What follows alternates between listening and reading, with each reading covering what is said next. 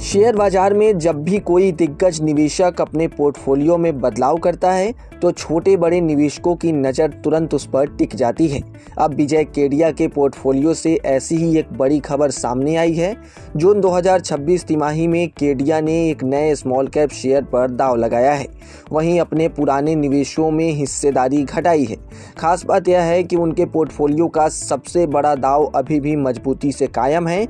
आखिर कौन सा शेयर विजय केडिया के पोर्टफोलियो में शामिल हुआ, किन कंपनियों में उन्होंने हिस्सेदारी कम की, किस शेयर में उन्होंने खरीदारी बढ़ाई है और उनके पोर्टफोलियो का सबसे बड़ा वेट अब किस स्थिति में है, चलिए सब कुछ जानने की कोशिश करते हैं।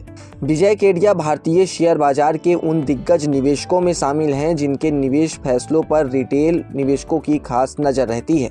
खासकर स्मॉल कैप और मिड कैप कंपनियों में उनके निवेश को बाजार काफ़ी करीब से ट्रैक करता है। जून 2026 तिमाही के शेयर होल्डिंग आंकड़ों के मुताबिक विजय किशन लाल केडिया के पब्लिक पोर्टफोलियो में कुल 23 कंपनियां शामिल हैं। इस पोर्टफोलियो की कुल वैल्यू करीब 14,474 करोड़ तक पहुंच गई है। तिमाही के दौरान पोर्टफोलियो की वैल्यू में करीब 11.4% की बढ़ोतरी देखने को मिली है, लेकिन इस बार सिर्फ पोर्टफोलियो की बढ़ती वैल्यू ही चर्चा में नहीं है, बल्कि जून तिमाही के दौरान विजय केडिया ने अपने पोर्टफोलियो में कुछ अहम बदलाव किए हैं। एक नए शेयर में एंट्री के साथ उन्होंने एक कंपनी में हिस्सेदारी बढ़ाई है, जबकि 2 कंपनियों में अपनी हिस्सेदारी कम की है। सबसे पहले बात कर लेते हैं उस नए शेयर की जिस पर विजय केडिया ने पहली बार दांव लगाया है। जून 2026 तिमाही में विजय केडिया ने इलकॉन में नई हिस्सेदारी खरीदी है। कंपनी में उनकी हिस्सेदारी करीब 1.45% है, जिसकी मौजूदा वैल्यू करीब 15.5 करोड़ बताई जा रही है। यह एंट्री इस बात का संकेत देती है कि केडिया अभी भी चुनिंदा स्मॉल कैप और इंडस्ट्रियल कंपनियों में नए अवसर तलाश रहे हैं। नई एंट्री के अलावा उन्होंने बेबसॉल एनर्जी सिस्टम में भी अपनी हिस्सेदारी बढ़ाई है।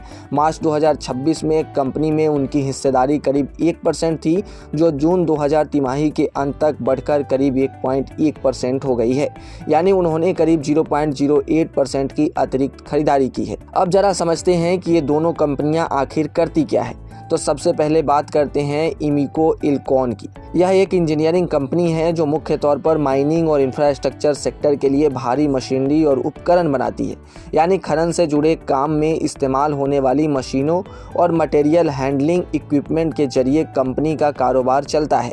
ऐसे में माइनिंग और इंफ्रास्ट्रक्चर इक्विटी बढ़ने का फायदा कंपनी को मिल सकता है। वहीं दूसरी कंपनी है बेबसॉल एनर्जी सिस्टम।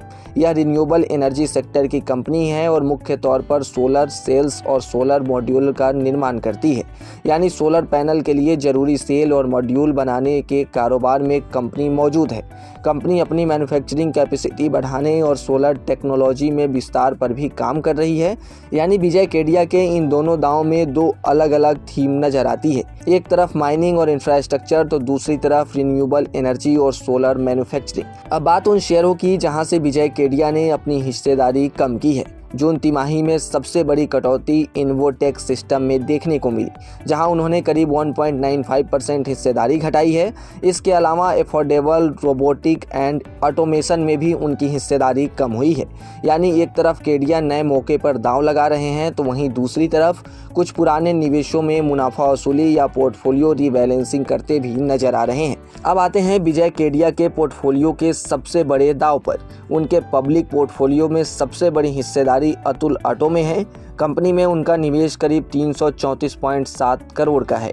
उनके पास कंपनी के 58 लाख से ज़्यादा शेयर हैं और उनकी कुल हिस्सेदारी करीब 20.9% है। अतुल ऑटो में विजय केडिया का निवेश काफ़ी पुराना है। रिपोर्ट्स के मुताबिक उन्होंने दिसंबर 2015 से इस कंपनी में निवेश बनाए रखा है और समय समय पर हिस्सेदारी में बदलाव भी किया है। हालांकि कंपनी को लेकर उनका भरोसा अब भी बना हुआ है। तो विजय केडिया के इन बदलावों से निवेशकों के लिए सबसे बड़ी सीख क्या मिलती है? तो सीख यह है कि किसी भी बड़े निवेश से पोर्टफोलियो को सिर्फ इस आधार पर नहीं देखना चाहिए कि उन्होंने कौन सा नया शेयर खरीदा।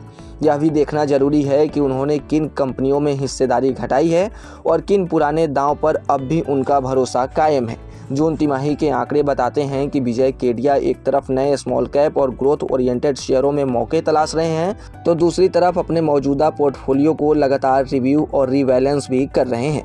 हालांकि किसी भी शेयर में सिर्फ किसी बड़े निवेश की हिस्सेदारी देखकर निवेश करने का फैसला सही नहीं है। निवेश से पहले खुद ही रिसर्च करें और कंपनी के फंडामेंटल्स, वैल्यूएशन और अपने रिस्क प्रोफाइल को जरूर समझें और ज़रूरत पड़ने पर अपने वित्तीय सलाहकार से राय जरूर लें। बिना सलाह निवेश ना करें, नहीं तो आपको नुकसान हो सकता है।